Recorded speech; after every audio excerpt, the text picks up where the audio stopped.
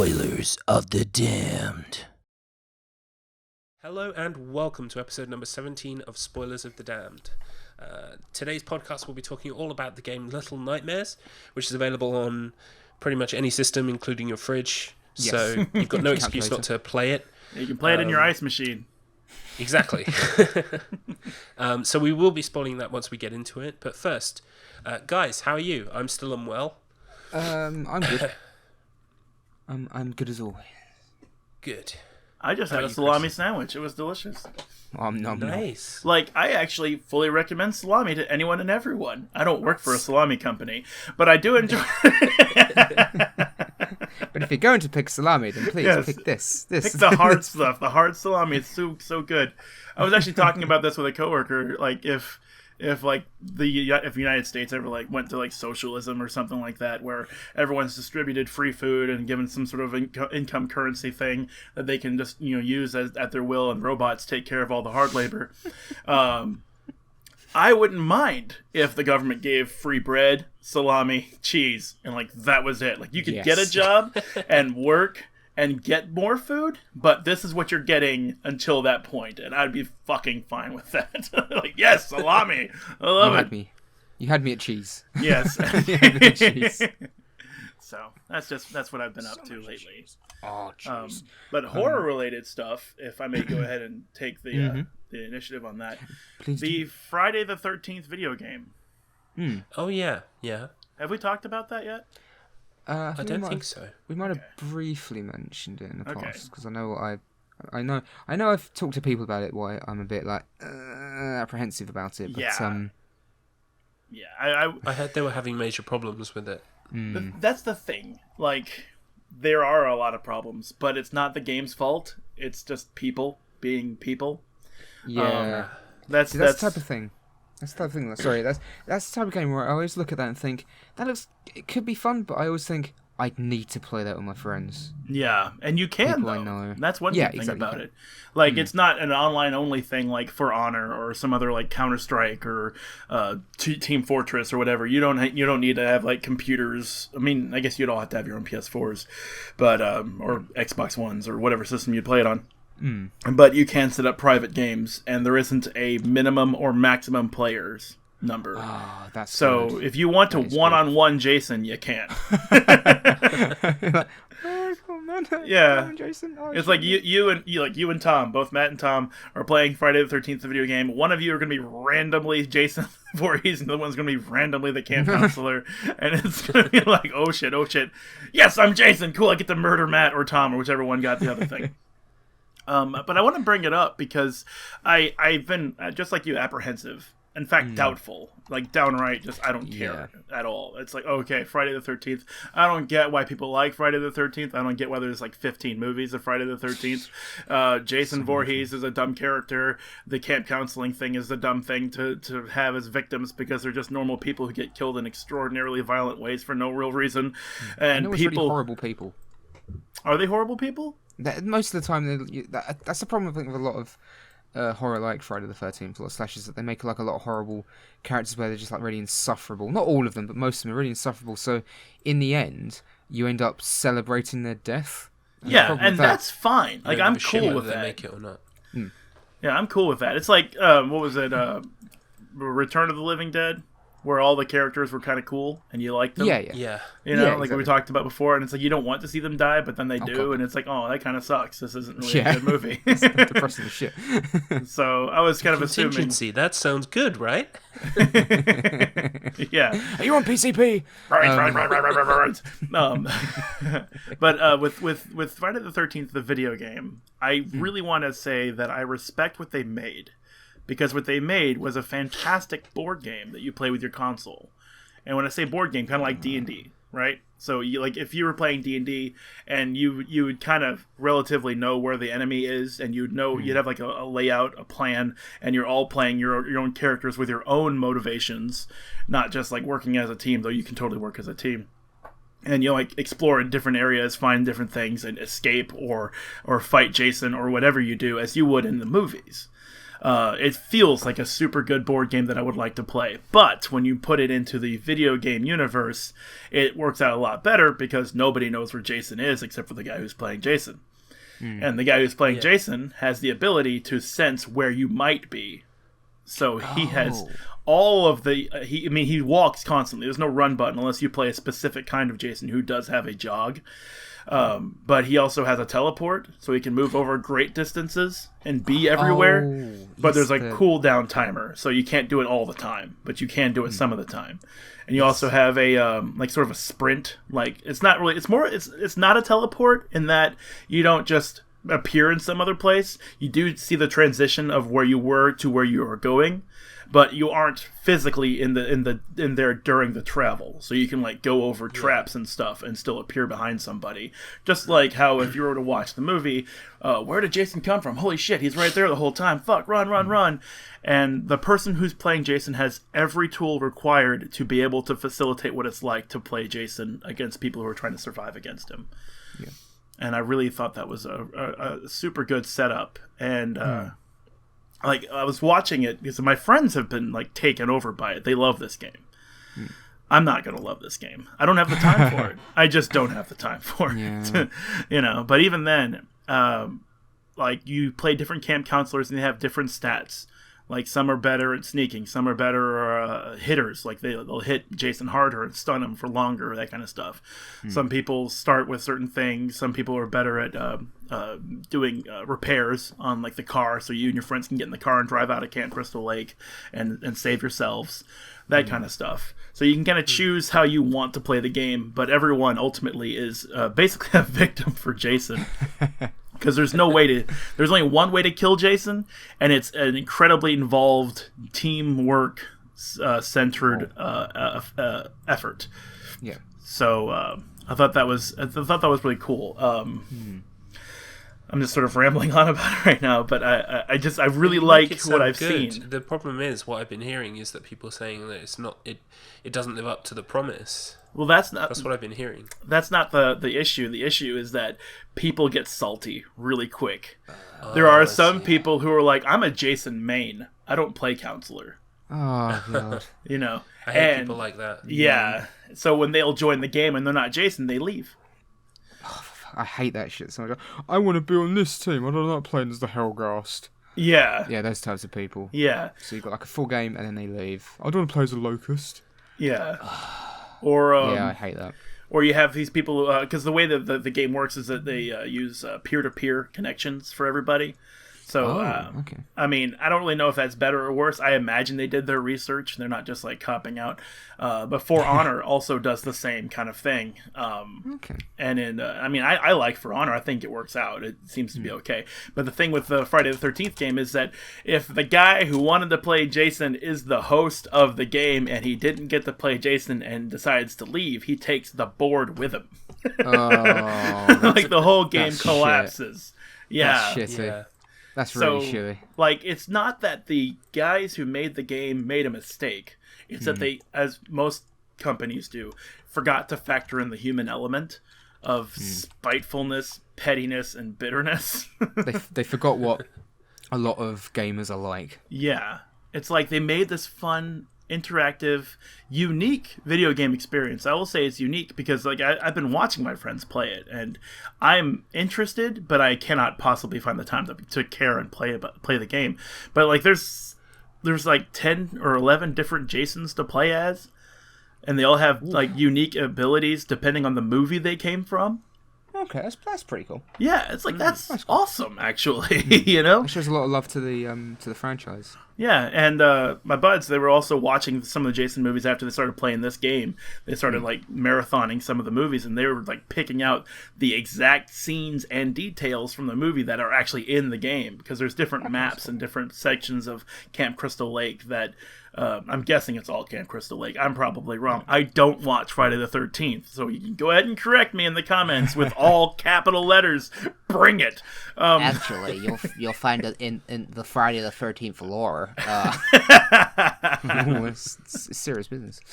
It's fucking serious. You know, there's someone out there that takes the lore of Final Fantasy, Friday the 13th, very seriously. Yeah, they shouldn't. It's not meant to be that kind of thing. I do hope that if they do in that kind of like seriousness, they continue the seriousness through to Jason versus Freddy in space and Jason X, Yeah, like and all that other shit. especially when it goes from he's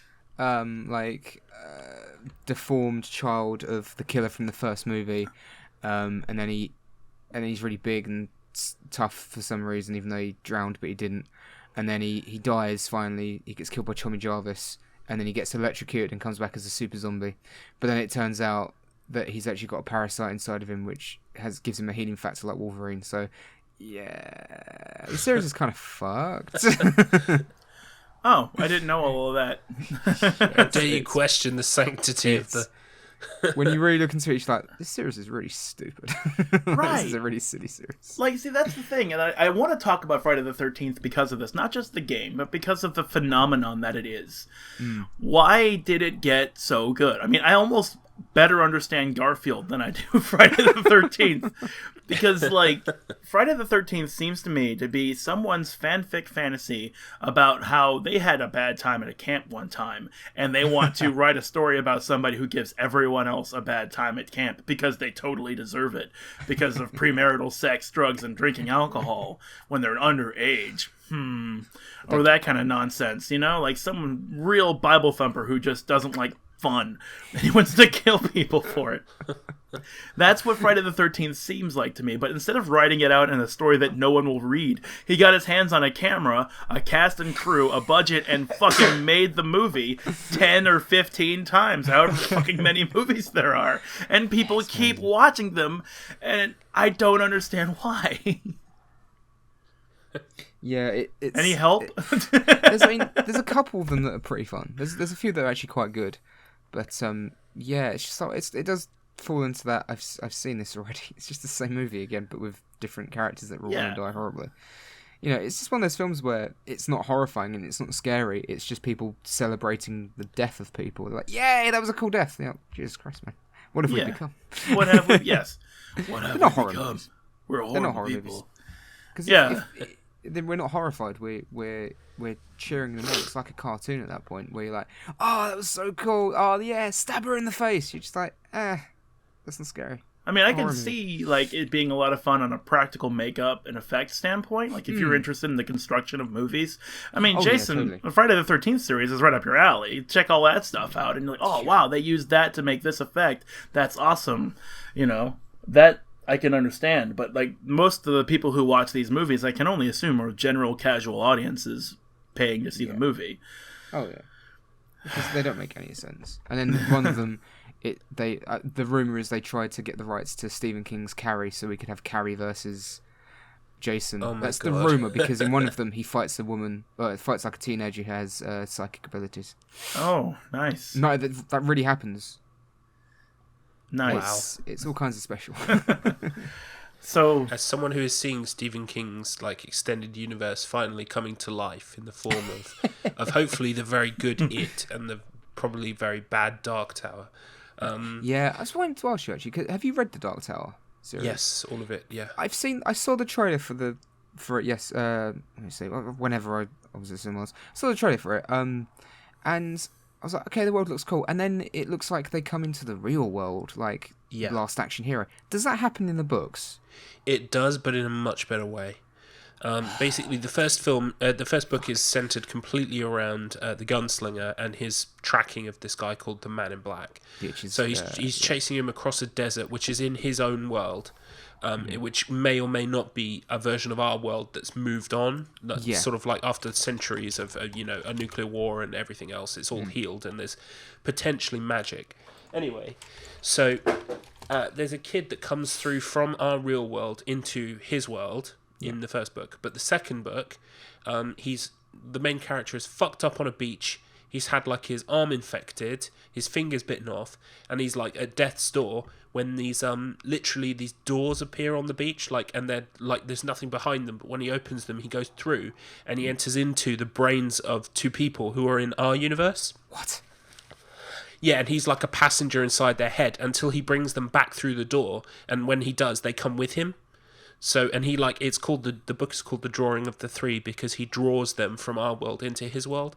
So basically, what you need to know for the movie is that they've taken some bits from the very first book and they've taken some bits from the very last book and mashed them together to a point where it doesn't really resemble an awful lot of any of the books. Oh, that sounds like that could be a right cluster. Yeah, the problem as well is, I mean, I'm gonna go see it. I've got no issue. I've got no issue fundamentally with Idris Elba being cast as the gunslinger, but there's one of these kind of like he basically in the book series, Roland is very typically he's continually described as being like Clint Eastwood from those spaghetti western movies, like blonde-haired, blue-eyed, with a cigar or like a poncho, whatever. Yes, there's a Easter egg in The Mist, isn't there, where the main character is like painting, and it's Roland, isn't it, from he's doing a Dark Tower kind of like book cover. Yes. So yeah, I would say if you go and watch the Dark Tower, you won't really ruin too much for the books for yourself because it's probably not going to have an awful lot of the books in it. Some of the things they're doing with it seem interesting. Some of the bits they're doing with it definitely happen in the books, but it's very loosely. It looks very kind of loosely put together compared to like an actual proper adaptation. Compared to it, I mean, it looks phenomenal in comparison. Oh yeah, I can't wait for it. They released a full trailer this. Wait, this what? week. What looks phenomenal? It. What? What's it? It does. It does. Who's on second? Yeah, who's on second? What's on first? When's on? I'm curious as to what they're going to call the second one, which features them grown up. Whether they call it It 2 or It, It Resurrection. It's It with 2 T's. No. Revelations. That's what they always fall back on in all horror films. Revelations. Yeah. We're going to learn or about Vendetta. Everything. Oh my god. It Vendetta. Yes. Well, this, I might just kind of like sojourn myself neatly in between the two of you here, and say, I watched Resident Evil Vendetta, which is the new CG movie created by Capcom. This is the third one now. Have you guys seen any of the other ones? I've Degeneration or Damnation? I know I've seen a couple of them, and I know that I didn't hate them. I don't remember much about them, but I do remember enjoying them. Like, this was fun. I'm glad I did this. Yeah, I would say they are literally the word passable, made into a movie. Yeah. They've got kind of fan servicey bits, which are kind of cool, but also cheesy. The plot is really kind of throwaway and very kind of rehash of the Resident Evil series, like over and over again. There's an evil guy, and he's made a new type of virus that's even nastier than the last ones. And yeah, Resident Evil Vendetta very much carries on in that vein. It is more of the same. It's possible. Except for one scene that I was telling Matt about in our Twin Peaks cast a couple of weeks ago.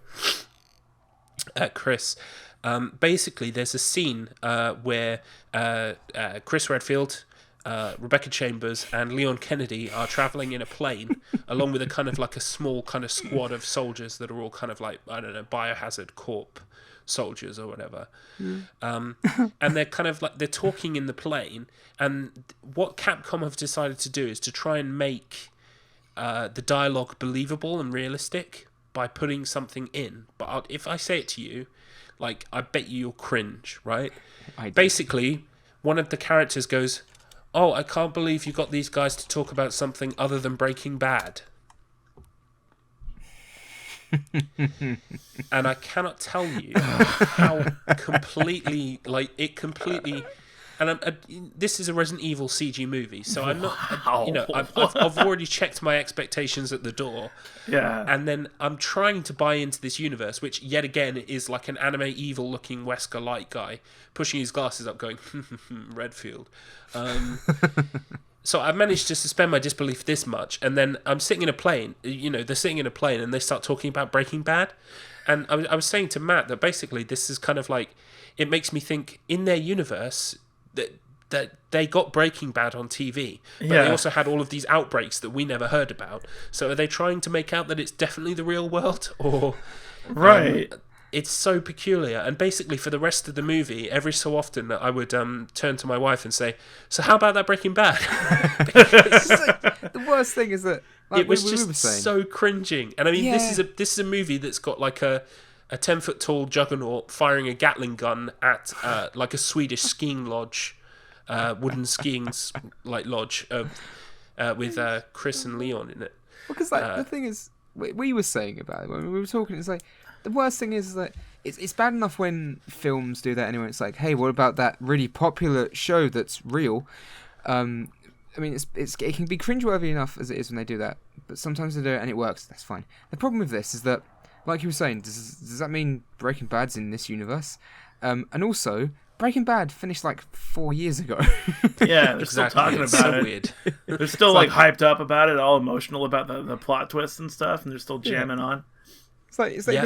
like your dad walking in going, so how about them corn? Yeah, their corn aren't relevant anymore, Dad. Shut the fuck up. Yeah. Oh, by the way, NYC is in flames and being infected with a virus. But yeah, Breaking Bad is still on TV. Yeah. Like, Well, see, that's the thing. I want to just interject. I must interject this. Is that why would anyone give a fuck about Breaking Bad when in their reality, whole cities get consumed by zombies and viruses? Like, does meth even matter?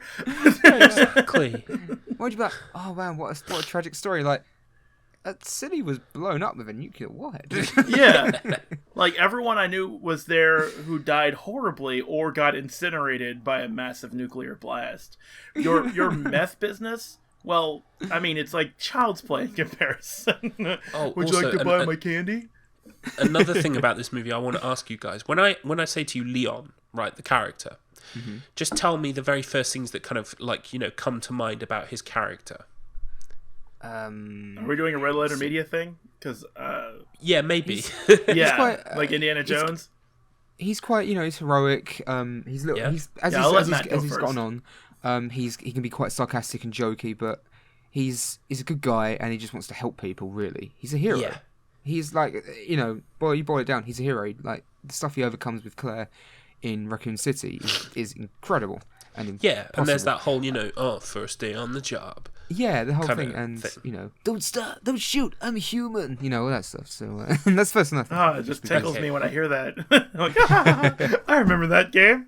No, Guys, first I'm thing, mean. number one thing I remember or think about when somebody mentions Leon is his fucking unmovable hair. Also, pistols. Gotcha. Like my buddy Tom, not you, Tom, another Tom that I know. Another Tom. Tom 2. Tom too. Tom again. Tom also. Tom Vendetta. Tom Vendetta.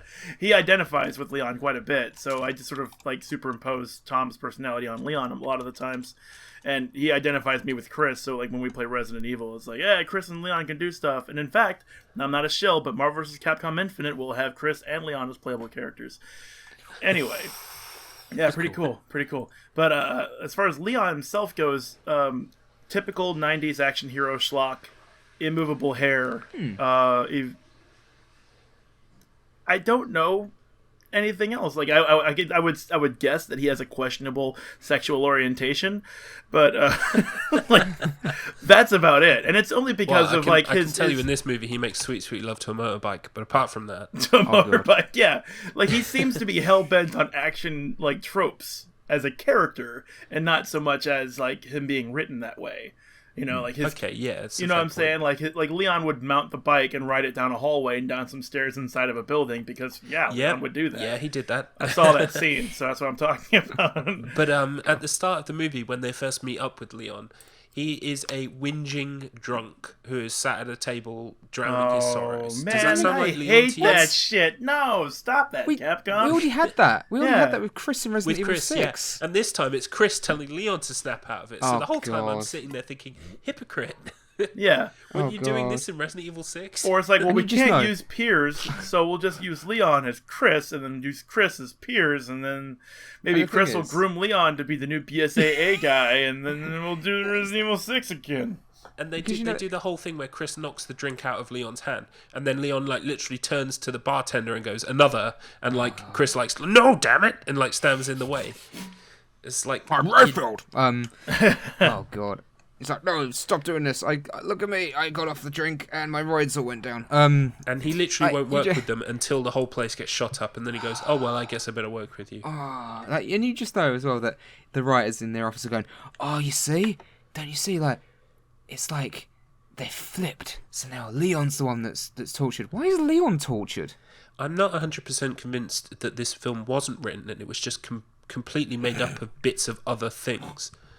And they did word replace and search the names and replace them so that the scene with Chris from Resident Evil 6 is now Leon. And yeah, because it's like, you know, I mean, I found it a little far fetched with Chris that only now he's like suffering from that after, you know, only just after he sees his squad like killed after like 15, 20 years of action. He's lost so many people. Like Alpha and Bravo's squad were just completely fucking decimated. But I was like, okay, that's fine. At least we were shown why he was like that. Like, it's just because he saw his squad mates, like his squad, like die in front of him. Like, okay, that's the reason. But in this, it just sounds like they're like, Leon's. Oh, depressed. yeah, they kind of have an excuse, but it is essentially the same one that Chris had. It's that, he had some kind of unit and they all got wiped out, and, you know, they were guys with families, and, you know, I just can't do this anymore. So I'm going to drink. For like 15 fucking years. Yeah. Wow. I guess Longer than that. in the Resident Evil series, when you've been doing it 15 years, you just have to have kind of like an alcoholic breakdown. Yeah, because that immediately gets rectified within the scene. Well, because that's the only way you can write troubled or complex characters. That's the only way you can do it. Yeah, that's totally the only way you can do it. Yeah. Oh my god. When they've seen like literally like the hell of human bodies like rising from the dead. I love the fact that the thing that pushes them over the edge is their squad dying, not the giant Tyrannosaurus monster made out of like lights and pulsating flesh and giant eyeballs. Like, that's fine. Like, that's just their job. But he had a family, damn it. Yeah, these kind of like bioterror monsters that are like extremely, like, I wouldn't say horrifying so much, but just like they're bizarre and out of this world. Like that one on Resident Evil 6 who did turn into a T-Rex, and also other things like a lion and some other things. And like, a giant insect. Yeah, it's like, what the hell is this? It's a nightmare in the physical world. That would make me drink on the spot. Yeah, it's just exactly. Like, or you know what would really fuck with my head would be okay, so I was just in Raccoon City, and then like we got out, and a day later it was nuked. Yeah, that would potentially tip me over. They all had families. Yeah, like, and now I'm protecting the president's daughter, and that's fine. And she's coming on to me.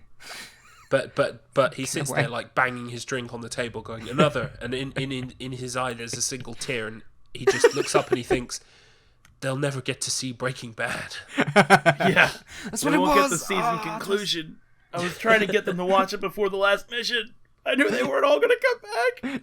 It's like they just needed that bit of escapism before they fought giant monsters. Yeah. If only they'd watch Bryan Cranston, he makes everything okay. He makes everything okay. Like, also, like, you think something like The Walking Dead would be something that would be in that universe, because it would be like the media's way of, or like the entertainment industry's way of trying to calm people down a bit. Like, see, look, it's fun, it's entertainment. Like, don't get too freaked out. It could be worse. Like, this is the apocalypse. Yeah, you know, at least or like based off Dead Rising events. with terror is reality. Yeah, turning into a game show. Not. Oh well, you know, the world's like nearly been destroyed by giant bioweapons a few times, but but have you seen that show about the school teacher? Yeah, who makes crystal meth? I love Breaking Bad, but it does not. That doesn't work in that world after everything that's happened. It was so strange. And I mean, I was trying to give this movie chances, you know, because it was a bit tired and tropey. It is literally more of the same from you know the other two CG movies. So I sat there going, I'm giving this a chance, and that was the kind of final straw. I was like, okay, never mind.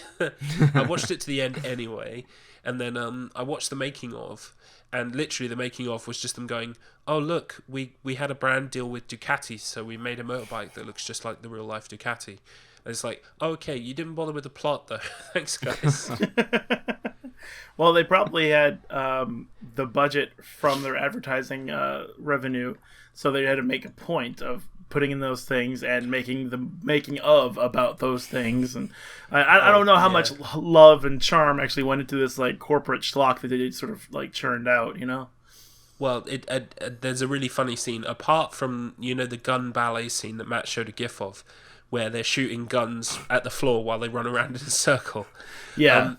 Aside from that scene, there's also a scene where Leon's on the freeway in New York City or whatever, and he's on his bike, and those kind of Doberman dogs that are kind of iconic of the series. Yeah. Apparently, not only did the main villain know that they're iconic, so only infect that kind of dog, because there's two of them and no other different kind of dog, but they chase him onto the freeway, and he's riding a motorbike at what I presume is 60 to 70 miles per hour. And these dogs are keeping pace with him. I was like, what fucking world is this? Like, like even a dog on every, kind of like stimulant under the sun could not run as fast as a motorbike. What are you talking about? They weren't that fast in the games. Yeah, you'd be fucked. But that also reminds me of the Avengers. Was it Civil War, I think? Yeah, because it had Black Panther in it. There's a scene where, or was it Winter Soldier? I think it might have been, I don't know what the fuck it was. It was one of those two movies. But there's a point where the Winter Soldier is like outrunning cars in real life, and he has is like he has an arm. It's not like a super fueled like body or whatever. He just has an arm and a bad memory. So how can he outrun cars on the highway? And movies just don't care anymore. And in fact, I'm gonna go into a brief Game of Thrones tangent. I don't know if anyone here watches Game of Thrones. Yeah, yes. Well, I'm up to date. You're up to date. Well, I'm not going to spoil much or anything really. It's more about the concept of travel in the show seems to just be right out the window. Especially this season. Yeah, especially this season. Like so you already know what I'm talking about. I follow this guy called Alt-Shift-X who does really good videos that break down the episodes, and he was saying that because I don't know if you're watching it, Chris, or not. Are you? I've read the books to the point where I guess George R.R. Martin's decided to stop writing the books. Okay. And I'm not going to watch the show. So, I mean, because if I'm not going to get too far into it, but the show is like a backwards outline of what's supposed to happen in the books. It's kind of like fan fiction with beats from GRRM. So, like he's the basically first giving them season the was outline, fantastic. and they get to write what they want. Yeah, like the first season was fantastic, and then it's sort of like I didn't watch the second season. I'm sure it was still good, and then like it started getting like closer to where the books were, and then like after it went over that cliff, to me, I was like, I don't even want to watch the TV show's version of this story. And because I've seen what they're doing with the TV show's version of this story, I don't even want to read the rest of the books. But then, wow. I didn't wait since 1991 for the conclusion of this story either, because that's when the first book came out. And to give you a perspective, if you were to play Legend of Zelda: Link to the Past and also read Game of Thrones, you might have named your character from Legend of Zelda: Link to the Past after a character from Game of Thrones. That's old, yeah. Well, as someone who's not touched the books and has no intention of, just because go for just the show. I'm not really a fantasy kind of genre when it comes to reading. So, yeah, to me, the show is amazing. But even then, this season especially, because they've been told kind of like, oh, you've only got so many episodes left, where they were following the book and padding out and adding things, the pace seems really off this time as opposed to the previous seasons. It's like everything is on fast speed. Like, basically, before, where it took characters like, I don't know, 10 episodes to get from one location to another location, now they do it in one or 2 episodes. Yeah, that's what I was going to talk about. Yeah, they're like, shit, we've got to wrap this up. Yeah. And especially, there was the geography as well. I mean, Alt-Shift-X was pointing out that, basically, without spoiling too much, Daenerys is on her way to Westeros. In fact, she's landed at Dragonstone. She then had a plan to send some armies south and round to pick up an army and bring them back to fight at King's Landing. Yeah. But Alt-Shift-X pointed out that it would have made much more sense if that was her plan, to do it on her way to Dragonstone rather than to get to Dragonstone and then do it. Yeah. So it's like it's the fact that it was only after they arrived and they're like, okay, we've been here for a while. So Varys, I want to talk to you about this. Fuck, you're only just like talking to him now. Stuff that would have happened, like, before. Yeah, but like during they the wanted trip. to get her to the cool location and speed everything up. Yeah. I still love the show though. I mean, Yeah. the only thing that don't beats get it, me wrong. the only thing that beats it for me at the moment is Twin Peaks, because Twin Peaks is on. But Right. if it wasn't, Game of Thrones would be, all I'd be about on a Monday. And totally. I'm with you on that. Like you can go ahead and continue liking Game of Thrones, the TV show. It's probably better that you do, because at least you have a conclusion coming. I will never have the conclusion. I will never have the conclusion. Like I remember reading the books back in like 2004, and that was when the third book was out.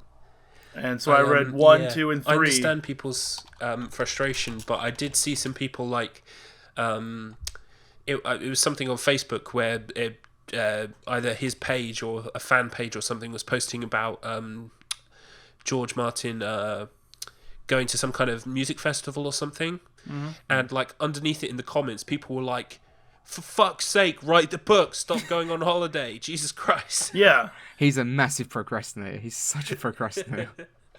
He really is. I mean, see, that's the thing. That's why I'm saying I will never get the conclusion, because I'm not saying that Grum is going to die any day now. I am going to say that he's going to put this off until he is dead. Because... Sorry, it's at just this the way point... to look at that. Because at this point, he has so much hype generated for the finishing of the conclusion of his books that he will not be able to meet that hype at the end of the book. And if he attempts it, it's not going to be the same. If I were him, I would just fuck off somewhere. I really would. I would take my money and I would just go live the rest of my life without thinking about the books, without the pressure of the books, and just let the TV show carry on the legacy. And then when I pass on, oh well, the books just didn't get finished. That would be better. The show, and because I know that he's told the showrunners how it ends. Yeah. So at least they know how to end the fucking Yeah. show. But I'm just looking at the timeline here. Sorry. Game of Thrones came out in 1996. Clash of Kings was 98. Storm of Swords was 2000. And then we got Feast for Crows was 2005. And then Dance with Dragons was 2011. Wow. So it's like a consistent 2 years between the first three. And then we got Feast for Crows, which was 5 years, and then a further 6 years for A Dance with Dragons. Yeah, and to give you guys some sort of idea about, or the context behind that, the Feast for Crows was half of I've got the the Dance with Dragons. Box. So like, yeah, so like both of those last two books are supposed to be the same book. They just follow two different sets of characters, so they're both happening at the same time. Which, when you read Dance with Dragons, makes it very confusing to follow, because you're just like, wait, is this happening after all this, or is this happening? Huh? And he does put a forward in, I think, Feast for Crows. When you read the book, he does put a forward in there, so you know what he's doing. But at the same time, it's like, well, why didn't you just fucking take these two books, make them one book, cut the length in half, separate them as two books like they're supposed to be?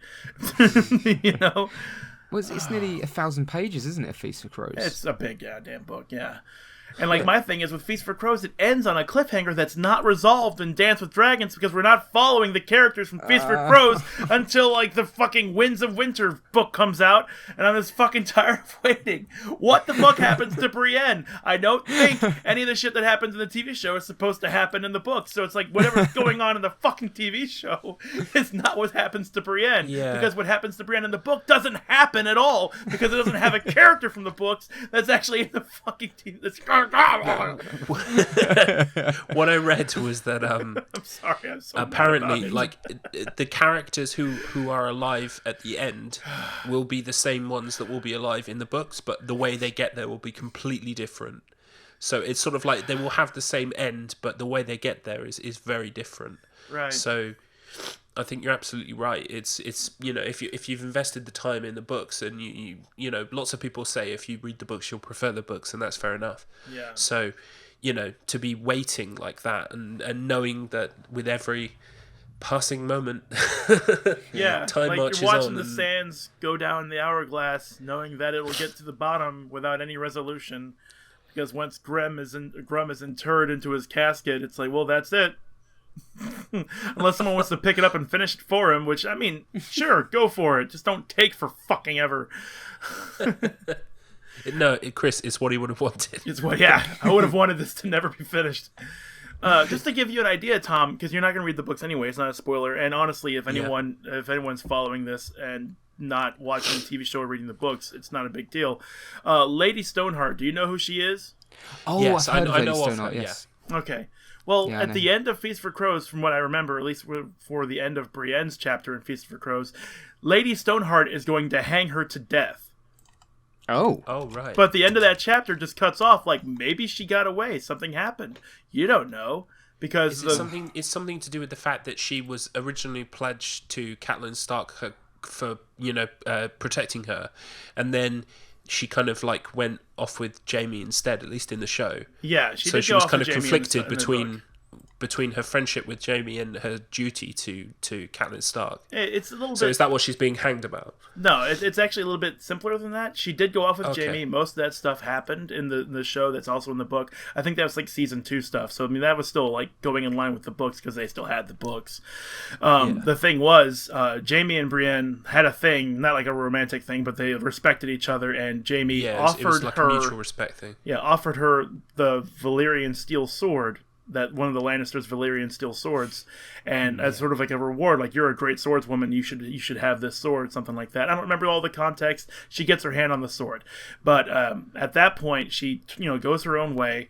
And I can't remember the exact context again, except for that Lady Stoneheart and Brienne meet again, and Brienne had not found Arya, not found Sansa, and not brought her children back to her, because she doesn't know where to look. She doesn't know where they are. She was this wandering warrior trying to find these 2 little girls.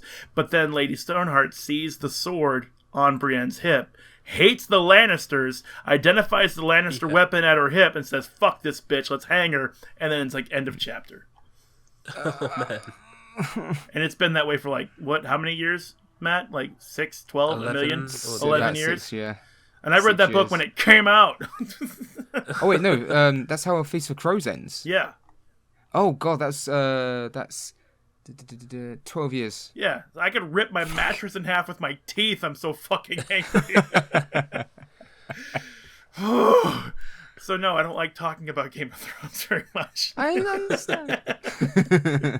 Because Brienne's like one of my favorite characters, and like my fiance identifies with her because she likes the whole like practical, strong swordswoman thing. It's not that she's like an overbearingly strong woman. She's just someone who's on the martial side of things. She chose to pick up a sword, become a knight in a time when you can't do that, and she held her own against all of that, and she finds that really awesome. I find that awesome. I named my Diablo 3 barbarian Brienne because of that. It is a female barbarian, not a male barbarian, and I did that when Diablo 3 came out. However many years ago, because I'm just like, yeah, strong swordswoman. That's what I'm going to name my barbarian. And then it's like I was playing Diablo 3 last week. It's like, I named my barbarian Brienne. Oh, yeah, I remember. She's still potentially on that being hung to death, and we don't really know what happens because that book hasn't been written yet. And God damn it, if I see GRM in person, I'm going to shake him so hard. His entire body's going to fall apart. Reveal your secrets. Because I don't think that what happens in the TV show happens to Brienne, because I already know that Brienne doesn't go off and kill Stannis Baratheon. I know that she doesn't even get involved with Sansa's predicament because it didn't happen. I know what happens instead. So Yeah. like how the fuck is it supposed to happen if the TV show is like going so far off the kilter? Anyway, I don't feel your care. pain. And breathe. I don't and care breathe. anymore. I don't care anymore. I divorced Game of Thrones. Clearly. I feel your pain. And that should be one of like the one-shot highlights that we put together for our podcast. Me ranting about Game of Thrones. A game of pain. Yeah, Pain of Thrones. Speaking Pain of, of Thrones. the Iron Throne itself looks so damn painful and impractical. Like, why the hell is anyone sitting on that damn thing?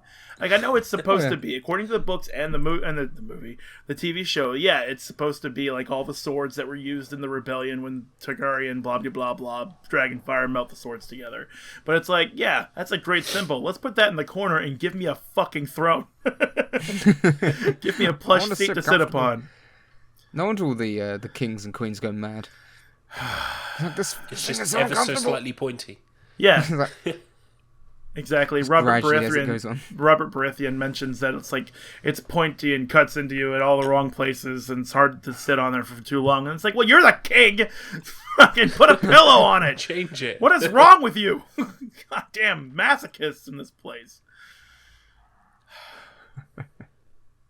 So anyway, Little Nightmares.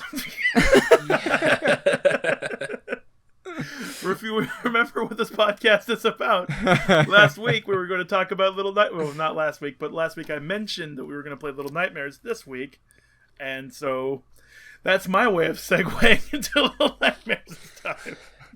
It was a blunt, hard segue, but it was forceful. And it works. It was a very good segue. I feel like I'm doing a bit of a Trump here, but you had the best segue. Great. You had good segues. The best segues. So, Chris, you played this for the first time, even though it was your choice. So did I. Yeah, I'm just coming down from the adrenaline high. Sorry. But yeah, like I'd mentioned last week, it was something that just caught my eye on Amazon. It was the right price, and I bought it, and I don't regret it. The collector's edition I bought came with a the box is in a steel cage shape with the bars in front, and you have the little yellow character. Its name, it doesn't actually have a gender that you can see in the game, is named Six. S-I-X, yes, like the number 6. So it's already just like in the cage, just like you spend a lot of the time, it seems, in the game. And you open it up, it's got a background diorama, so you can put the character in front of the diorama wherever you put your characters and dioramas in your house. It's got a little thing of stickers, which is kind of cool, I guess, if you're into stickers, a poster, and the soundtrack in the game. Though the soundtrack doesn't seem to be very fleshed out after having completed the game. But there are some moments that, I mean, it seems like the kind of Silent Hill stuff I would have listened to anyway. I don't regret having the soundtrack. So yeah, I appear to have the soundtrack in my version as well, even though mine's not collector's edition. I think they kind of shipped all the physicals with the soundtrack. Oh, see, it looks that way. Just like Silent Hill 3. Yeah, but not in this country. You guys got Silent Hill 3 soundtrack, we didn't. Because But America... we got Silent Hill 3 first. That soundtrack was the best. But, not to talk about that soundtrack, talk about Little Nightmares. I initially got really interested, not just because of the price point, but because of the visuals, and because I had read, like, sort of haphazardly that someone from the Little Big Planet development community had a hand in this, and I love Little Big Planet. It's one of those, like, regretful situations that I don't have any friends who want to play it with me ever. It's so good. Yeah, I remember playing the first one when it came out. It was a big deal, so my brother was always building levels in it and stuff. Yeah. Yeah. I was just more talking like the fact that there's puzzles you can only solve with multiple players. And I want to get all of the dressing stuff. I want to get all the dress spheres. You know, like if it's times 4 players, like I don't have 4 friends who will tolerate Little Big Planet long enough to play this part with me. And that sucks because I really liked like all of the costume pieces in Little Big Planet. But that's neither here nor there. Little Nightmares doesn't have a lot of costume pieces, but it doesn't really need it. It seems. Let's see. How do we start talking about this? Well, I'm just going to say, after having finished it, it is a very short game. It is 1 hour. 1 hour if you don't die. 1 hour if you don't have a lot of hang-ups and hiccups and stuff. Roughly, somewhere around there. I briefly took a look at YouTube, and speedruns clock in around 43 to 47 minutes. Oof. There is an achievement that is basically a speedrun achievement. You're not allowed to die once, and you have to complete it in a fairly strict time. I don't think it's 45 minutes. I think it's more like an hour and a half, but it's still fairly strict. Yeah, but I was even watching a normal walkthrough of it as well, just to see more about the game besides having to experiment and spend that time myself, which I have very little free time. And that walkthrough, it was 1 hour 25 minutes, and it was casual. Basically, it was just like solving the puzzles correctly, but for the most part, they weren't intentionally speedrunning. Like they stopped for example, some of the achievements. There are collectibles you can get. There's also an achievement for doing certain actions in certain areas. Like in the very beginning, there's a bed, and if you jump on the bed a lot, you get an achievement. Yeah, it's cute. And the piano as well. And the piano, yeah. I really like that kind of stuff too. Like it's stuff that you might have done on your own because you would have thought it was fun because they gave you something fun to do. And then you get an achievement, which is a recognition of that. As opposed to just like, get to level 2, get to level 3, collect 500,000 gold. You know what I'm saying? Those achievements are the worst. But this game has the right kind of achievements. I think I should just go ahead and say, like, overall, I feel like the game is exactly what it's promising. Well, no, let me take that back. Not exactly what it's promising, but what I was expecting when I picked it up. Just like a fun little, relatively financially cheap adventure, kind of like a short novel, a little book. You know, something you read and, oh, that was kind of cool, and you just put it away, and you think fondly of it forever, or show other people. Yeah, I think Matt hit the nail on the head when he mentioned in the chat earlier this week that it very much feels like a kind of evolved Limbo. I feel like it does a lot of what Limbo did, but kind of like fleshes it out a bit more, has more of a kind of like a... largely most of the plot is kind of discernible. You can kind of work with what it gives you. The ending, I mean, I think I like the game as a whole, but the ending for me, and we'll get into it when we get to the ending, is probably... I feel like Matt's going to have a rant in a minute. Just... Yeah, it was just... We'll get to that. Yeah, even worse than Limbo's ending. I don't know why. I think maybe it was because there was kind of more... given to us in terms of explanation than Limbo. So Limbo always never pretended to be something other than ambiguous. While this game, there was kind of like, you felt, I know I did anyway, especially when you get into the scenes where the guests are entering the ship. Yeah. You get a real sense of, oh, this is what this is about, and you start to piece together a kind of a narrative, and then the ending, I don't know, just kind of like, I don't know, seems like edgy for edge's sake. Yeah, there's something that happens just before the ending as well, where I was like, just, you're trying to shock us, and it didn't work. It just made me go, what? Oh, yeah, we'll get into the characterization of 6 as well, but the way 6 develops in that regard, I think what you're talking about is the way that it kind of consumes stuff. Yeah. Yeah, it really turned me off. I was like, well, I don't want to play as this character now, to be honest. Yeah, it didn't make any sense. I felt it didn't make any sense either. It's like, yeah, you didn't have to do that. Well, yeah. I feel like in some ways it makes sense from a story perspective in that's what they've decided the character is doing. So, basically, fuck it, we're spoilers of the damned. Yeah. I'm going to spoil this shit. Spoil this shit. I'm going to spoil this shit. Yeah, I could do this. Shit. Yeah, do it. Hype yourself up. You said you would do it yesterday. Do it today. Okay, so basically, oh shit, guys, I bottled it. The game has 6 kind of constantly in a state of kind of like hunger or famine almost, and searching for nourishment. This begins by just kind of getting a handout from a mysterious kind of character in shadow who throws them some bread, but then obviously this kind of moves on, and 6 finds pieces of meat that they eat, and then unfortunately then starts to begin to eat live things, and this kind of culminates in like eating not only a rat but then a little kind of like the little characters that you've been helping out throughout the game as a kind of a collectible. They you also eat one of them, and do you know what I found especially heartbreaking about that bit is that little character is holding out a sausage for 6.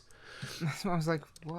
Yeah, it's like he's trying to help you, but no, you leap on him and attack him. So it's kind of leading this narrative towards, well, 6 is kind of like a monster. It becomes a monster based on the fact that its surroundings are out to get it. So it kind of goes, well, if I want to be top of the food chain, I have to become top of the food chain.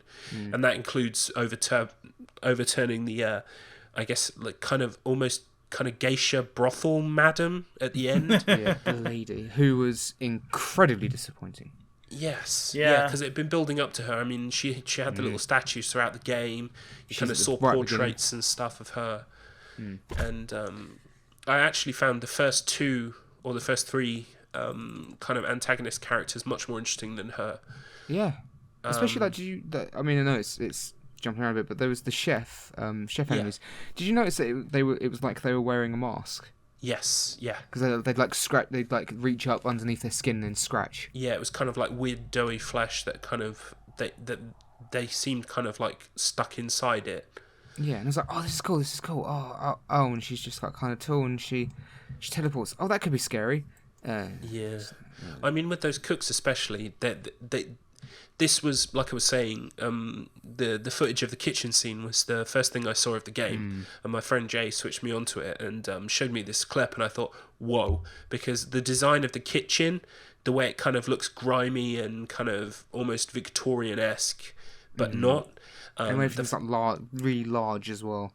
Yes, exactly, and the chef himself was like having trouble breathing, was clearly like kind of like in emotional and physical distress whenever it saw the character. Like they make like these weird kind of grunts and shrieks, which and they keep trying to find you, and when they don't find you, they get really disappointed and kind of huff off, like run off in a huff. So you can kind of feel like they're not good characters, they're antagonists, but I don't know, there's something about them that feels like they're all just kind of like wretches in this machine, just like you are. Yeah. They're kind of like, they are lowest of the low. They have to wash all the dishes that are generated by the visitors to this weird boat thing. Yeah, I think it's called the Moor. Yeah, the Moor. And why is it called the Moor? Who fucking knows? It's just... Because it's an indie game. Yeah, that's why. We're going to be mysterious and like interesting. This place is called the Moor. Okay, cool. Why is it called the Moor? Ooh. Yeah, exactly. Yeah, I'd rather you didn't tell me what it was called. That would be better. Yeah, it's like left up to your own opinion, man. That kind of thing. Your imagination. It's your own interpretation, dude. That it's like Limbo in that regards of, because I know it's not really an independent game, but it feels like one like like you were saying, like a budget title. It feels in the way it plays like a Limbo, which indie game.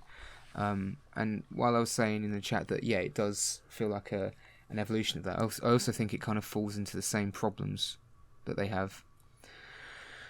But we can go on to that. I mean, so you're saying like the first two creatures that you have to face off against are far more interesting than the second half of the game. It's a game of two halves for me. Yeah. Where the first half has all the ideas, and the second half is it runs out, and it's almost like it gets bored with itself. Yeah. Because the lady in particular, it just feels like when you're like writing a story, like when you're at school and you've got like write a short story for English, and you got all these cool ideas, and you get to the end and you just go, ugh, fuck it, it just gets resolved easily.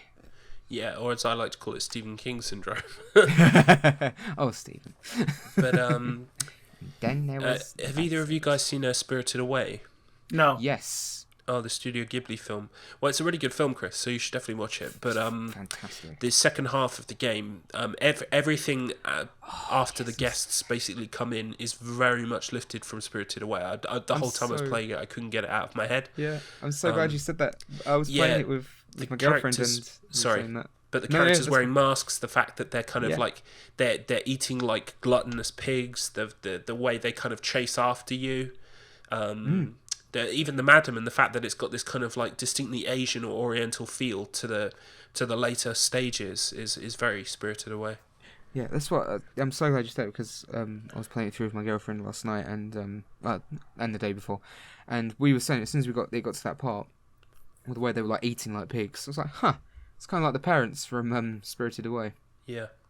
And then again, like it kept going. I was like, this really feels like this all of a sudden. And it was weird because again, a game of two halves, where the first half it feels like those two parts of the ship are very they're not. It feels. I mean, it's pretty on purpose, but they don't feel like they belong in the same area, because suddenly it's all very Oriental. There's clearly a separation in terms of, this is what the guests see, and this is the kind of the behind the scenes kind of guts of the ship that people don't see except the service staff. But I don't think that excuses the fact that because although they do have that kind of separation, it's just, I don't know, I just felt exasperated in the second half, because I felt like I'd gone from playing a very visually interesting game, which was sort of, and that first boss, the one with he hasn't got any eyes, so he feels everywhere. Yeah. The way his jaw is kind of unhinged, and the way his teeth move, and the sounds he makes, the clicking sounds, were perfect. And I mean, obviously, I'd only seen the footage of the kitchen, so I didn't know that he was in there at all. So I was enjoying the game very much so in terms of its design, the fact that its aesthetic was kind of like depressing and grungy. And then we get onto that section with the geisha lady, and I felt like we'd just kind of, I don't know, yeah, like you said, we just kind of petered out into almost a kind of a weird fan fiction of Spirited Away. Yeah, and it's like we've run out of patience with the game. Like because I was like, okay, she's really creepy, and you get the key, and then she disappears. And again, my girlfriend's sitting there, she's like, oh my god, I just realised she's like the same height and shape as the mannequins. And I was like, oh, that's what I'm going to have to do to get through. So I'm like, that's cool. So I was thinking, because, having to hide from, I think he's called the janitor for some reason, the guy with the really creepy long arms, and the chef. So I was like, so you had to like do certain things to like hide from them and that, and get around them. So I was thinking, maybe she's going to be like, pretending to be one of the mannequins, so because it gets really dark, doesn't it? Yeah. So it's like, okay, so you're gonna have to use your lighter, and you have to be really careful not to get too close to them. And then you got to keep an eye out for her. And instead, she just goes, "I appear and chase you once." Yeah. And you go, "Oh, okay. Are you gonna chase me again?" Nope. No, but I hate mirrors. There are a couple of things like the fact that she's destroyed the mirrors is really interesting. Except one. Yeah, and that's the one you use, and I get that. But the thing is, it's kind of like that stuff that's just kind of in the background. You don't really notice. Yeah, it's weird, and then the whole little boss fight of her just seems a little, just very. It felt like a tacked on. In that regard, it's like you just stand in the light, and then you wait for her, and then you just direct the mirror towards her. It is funny that the final boss battle of the game is I died more on the first boss than I did on her. I didn't die once on her the first time or this time through. Oh yeah, the janitor is far more difficult because you're in a smaller room. His arms are constantly moving, and as soon as if you as much as brush against one of the arms, he knows where you are. And I found that more challenging. Yeah. So, I mean, it was also challenging because it wants to play like something like Limbo, but because it's in a 3D environment, it has a problem that a lot of 3D platformers have with fixed angles like that. I found it really difficult to judge where I was at times. Like, am I in the right spot to jump on that? Oh no, I jumped away from it. Okay. I fell off the bar because I was actually really close to the edge, but I couldn't tell. I had a lot of issues in terms of the platform, but it didn't always happen because otherwise I'd have been really angry and just turned the game off. But yeah, it's good. I liked it. In short, I did like it. Yeah, but it's got a lot of problems, and I strongly disagree with. Because I was like, I wonder how I finished it. I was like, I wonder how it scored, and I looked up and I was like, 8, 9, 9, 9, 8. I'm like, no. Like, no. If I was generous, I'd give it a 7.5. Yeah, I think that's far more fair because like it's like it's visually nice, but it's alright. I mean, it felt very not samey. I'm trying to think of the right word. It got more a lot of the times. It got a lot of yes. It got a lot of sighs for me, like exasperated. Like, ugh, I've got to do this again, and now I've got to do that again. The checkpoints were a bit fucked as well. Yeah, I will say I replayed this game today for the first time since completing it, and I died a lot because of falling off of platforms. I think it's because I kind of knew what I had to do, and I was trying to kind of speed run it in a way to get through it. So I ended up making dumb mistakes like falling off platforms much more than I did the first time I played. Yeah. Because the first time I played, I was engaged in the atmosphere. I was kind of walking through it slowly. So, and the thing you said with platforms, I had real trouble with. There's a section where you climb up a very long ladder outside the side of the ship, while the guests come in, and then you hop back inside the ship, and walk across a pipe.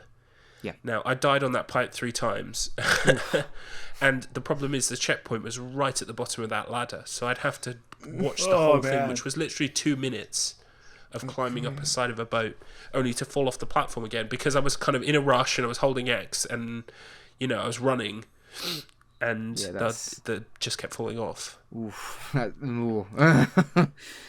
Yeah, now you guys haven't played Inside, but Inside is a much better example of a game that's kind of, it does allow you a little bit of linear movement, more so than Limbo does, definitely, because it's more of on more of an angle, but it doesn't have these problems that this game had, even with weird kind of like high up perilous obstacles.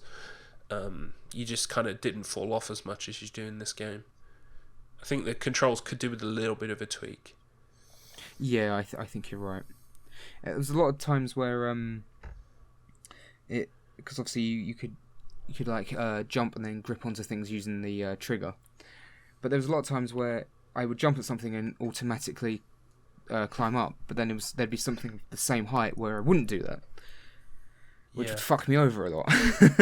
And things where you have to push and then jump on top of.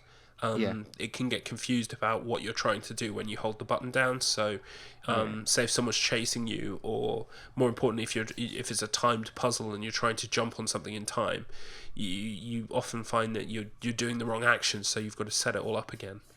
Or at least I was. That's exactly how I found it as well. And it made some of because a lot of the chases were really fun, but when you had the problems with the controls, like. And trying to jump into air ducts in like a specific place, it made it really frustrating sometimes, because I'm looking at it going, am I in line? No, I'm not in line at all. I'm nowhere near it. Oh, okay. Yeah. And then I'd get in front of it and hop, and like I'm holding the button. Why isn't it moving? Why isn't it moving? Oh, I didn't have to hold the trigger down this time. So it's not perfect at all. But nothing is perfect. No, but it's one of those things where it irritates me, and I'm like, this game has problems. It's fun, it has problems, and you look at it and it's like, 9 out of 10, best game, 9 out of 10. Oh yeah, I'll give you that. Like I said, fuck you, Polygon. Like I just said, it's not perfect. Nothing is perfect. Like I said, I'll admit that I played the first 2 chapters, and then I ended up having to watch a walkthrough just to catch up in time for this podcast. So I didn't experience a lot of the boss battles, I guess, if you want to call those. And the intensity of having to run in a certain period of time, because the first 2 chapters are, like you guys were saying, it's like a game of 2 halves. The first 2 chapters, which is the first half, are very ambient and interesting, and I got fully invested into what this story, this world is about. I didn't expect any kind of dialogue to tell me anything, and some people get annoyed when people get to the point where like dialogue tells you how the story is going. This is what we're trying to say. We're hitting you in the face with the facts. And some people get annoyed when that doesn't happen. So I really don't know how that can be graded. Though I do believe in this particular game, in this particular scenario circumstance, there could have been a little bit more or something. But I also, as being a creative person myself, I often come up with ideas that would be really cool to do, but often defeat myself before I do them, because I can't 100% detail why things are the way they are. I just want them to be the way they are, and this game reeks of that, where they just don't care. They just put together what they want to have, and everything else be damned. And I still have I have a level of respect for that kind of confidence, because it's a creative world that you're putting together, and people are going to judge you like we're judging them right now, and they made a product anyway. They put together and published a game that people played and spent time with, and whether they were happy about it or not doesn't really matter, because they actually overcame those little obstacles, those little nightmares, and and put out something that I think, I mean, overall, I'm not going to say 9 or 10, but I would, like Tom said, a solid 7.5, and that's only because the second half doesn't really give you anything more than the first half does. The second half, when you climb up that ladder that he mentioned, the 2-minute ladder, and it would suck to have to checkpoint behind that, climb up it again and again, because you can't speed that up. But the second half leaves you with a lot more questions, because what are you? Like, there's a bunch of little gnome dudes with paper hats running around, but 6 looks like a taller version of those. throughout the game, you can find hidden gnomes. I'm just going to call them gnomes. And you can hug them for an achievement. Yes. And it's cute and wonderful. Yeah. Yeah, it's really cute. Yeah. And also, like, when I was playing it, I really liked... I didn't know what to do with the dolls, those porcelain doll achievement things. I found one, I picked it up, I was like, oh, this is mine. This is mine. This is mine. Yeah, it looks cute. When Six picks it up, it's like, I found a thing. You know, how cute is that? And then if you press the trigger button again, Six puts it down. And then I walked into it and pushed it over, and then I ran in a circle for a bit because I thought it was kind of cute. And I picked it back up, put it back down, knocked it over, ran in a circle, picked it up, put it down, knocked it over. Just like a little kid, because I was getting invested in what Six was, whatever Six is. And I just I don't know what to do with this, and I left it. I continued on with the game, only to find out later when I accidentally threw one of them that they shatter, and I'm like, oh, that's probably a collectible. Son of a bitch. Yeah. Oh well, you know. And then I do feel you with some of the platforming. I think it's much tighter than Little Big Planet's platforming, though, in that like you don't have that weird physics wobble when you're on the edge of a platform like you do in Little Big Planet, where it's like you can kind of slide off. But in this game, everything seems a bit tighter. It does fail in the fact that you have free range of motion between the foreground and the background, and that's where you get that ambiguous, am I in the right angle, am I on the right level to make the jump I need to make? I don't know. And Little Big Planet does that better because there's three sections. There's a background, the middle ground, and the foreground, and platforms can only be on one of those three things, and it's very easy to identify where you are to make your jump. So that's something they could have improved on in that regard. I did fall a couple of times when you transition from one room to another, and the room you transition into has a short walkway, and then like some background wood, and then some stairs that go up, but you have to be in the background to go up. And I'm just holding forward, like, yeah, I'm running. Ah! I didn't press up first. Oops. You know, those kinds of things. So yeah, that definitely could have been done better. I really liked the overall character designs, though. I liked Six. I liked the gnomes. I liked every boss. I liked everything, the way they looked. I never saw Spirited Away, so I had a fresh experience going up to the when I saw the ship and all the people eating. I also really enjoyed, if you watch them eat, it looks like the food is actually going away. Like they're actually putting it in their mouths and it's not there anymore on the plate, but yet there's always more food still somehow tumbling in. And when you think of it, stop to watch them. That's something I should definitely go back and do. And like when you think of it from a computer game design development standpoint, it's really interesting how they would probably have to program like hidden sausages to tumble in front of them naturally in a way that doesn't look unnatural, so they can continue to eat forever, because that's what the scene's supposed to be. Yeah. And I don't know, I always look into those kinds of things, like what is it, StarCraft 2 you guys didn't play, but I think they did it in Resident Evil 6. Like the steak that Chris Redfield eats in the beginning looks fucking awesome. You know, it's like, that's a real looking steak right there, and he cuts it and he actually eats it, and it's like, yeah, they actually went the extra mile to detail the fact that you can take a section of the steak away and make it disappear, load it in the RAM, unload it from the RAM, that kind of stuff. I really like that. So what I'm saying is that I really liked the effort and the production value and what they had going on. I feel like I basically played through a painting. Yeah. You know, and that like a mood piece. Yeah, like just a mood piece. Sorry, I didn't mean to interrupt you. I was like, okay. that right there. Let me take that from you and then say it for you. Mood piece. Yeah, I mean, because nothing made sense from the get-go. Like, once you get Six past the introduction, where you go through the little leech areas, which I thought was a well-done, like, room, mostly because of the way that lantern lights the room, and the leeches are all black, and the shadows that they cast are also black, which gave them a very ambiguous sense of motion. You didn't really know where to move, but it's supposed to be like a horror game, and it was scary to move through those leeches, so I completely accept it. But when you get to the bathroom, which I think is the first real sign of life that you get, outside of being handed that bread earlier, the bathroom is not built to scale with anything. It's not built to scale for your character. It's not built to scale for the guy with the long arms or the chef or the geisha or anybody. The doors aren't, placed in a way it's logical enough for anyone to move about underneath or go into, like, the restaurant section.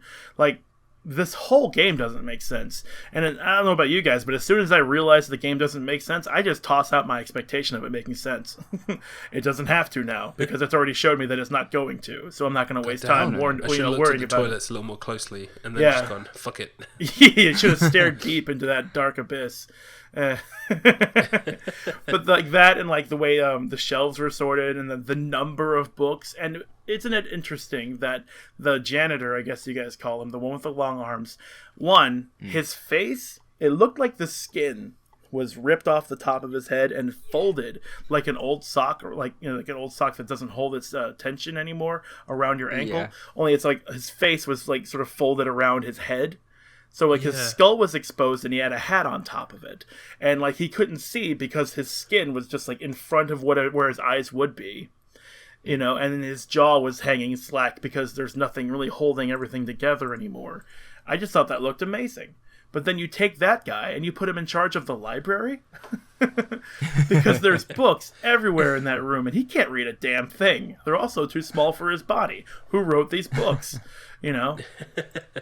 So it's like I said, not just the toilet, but a lot of things didn't make sense as the game progressed, and I just throw all that shit out the window and just keep going. I think you hit the nail on the head when you said it's like playing through a painting, because all that kind of like weird mixed perspective and stuff is very kind of like MC Escher, so it all kind of like knits together to make this kind of like I said, mood piece that you're just moving through atmospheres that are kind of really, really nicely designed. Yeah. I mean, even don't get me wrong. I mean, the final section of the game is pretty. It looks nice. Me and Matt can just kind of see where it's clearly wearing its influence on its sleeve. But I mean, even then, it's still pretty. It's still nice.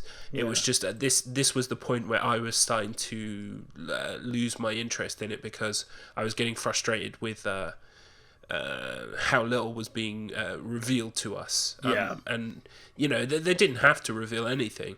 I think, but when they say things like, "Oh, the ship is called the Moor, and your name is Six," I'm sitting here thinking, what do these things mean? You've given every time I approach a kind of like a game that's got a mystique or some kind of like a ambiguousness, I'm thinking, okay, here are the puzzle blocks you have handed me. I now need to arrange these in a way that will make sense.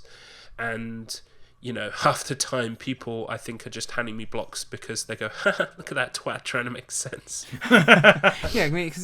Yeah, I mean, because then the question is, well, why is it called Six? Why is your child called Six? Oh, is that no? Why would you bother calling it something? Well, like that? my only guess is that there was 5 before you. So what are you, and why are there 6 of you? Like, it's just one of these questions that leads to more questions that you're not going to get any answers, no matter how far down that hole you go. My assumption would be like Tom's. There were 5 before 6, but in my guess, since they gave us nothing else, is that there were 5 different concepts of characters before 6, and they didn't know what to name 6, so they just gave it the number of concept that it was. Maybe that makes sense. Yeah, makes just as much sense as my hypothesis. Yeah, that's what I'm saying. Like, this game didn't really like take the effort to tell a story or give us a meaning or anything. It was just an experience.